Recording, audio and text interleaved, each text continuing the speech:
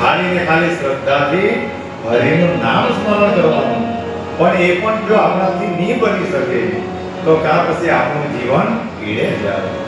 એટલે સાંઈ બાબાએ એમના મોટા ચરિત્રમાં એમ કહ્યું કે જ્યારે જ્યારે સમય મળે તે ચાહે તમે પ્રવાસમાં પણ આનું નામ લઈ શકે, ઉતા પણ લઈ શકે, ચાલતા પણ લઈ શકે અને આમ બેસીને પણ લઈ શકે.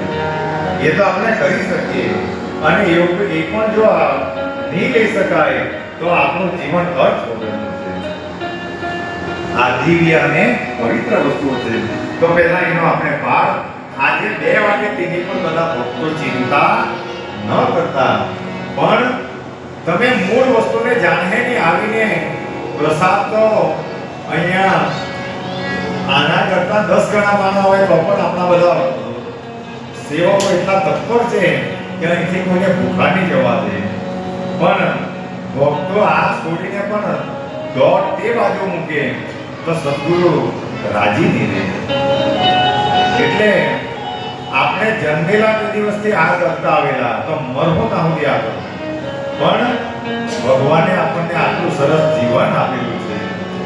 જો આવી રીતે છૂટી જશે તો આપનો હમણાં તો ખ્યાલ નહીં આવે, પણ જ્યારે આપણી ઉંમરો થાય, શરીર આત્મામાં પડે ત્યારે આ વસ્તુ આપણે કરવા મથું પણ ત્યારે એ વસ્તુ થઈ શકતી નથી.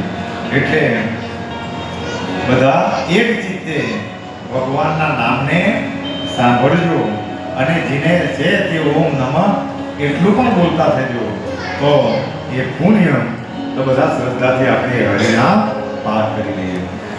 બોલો ગણ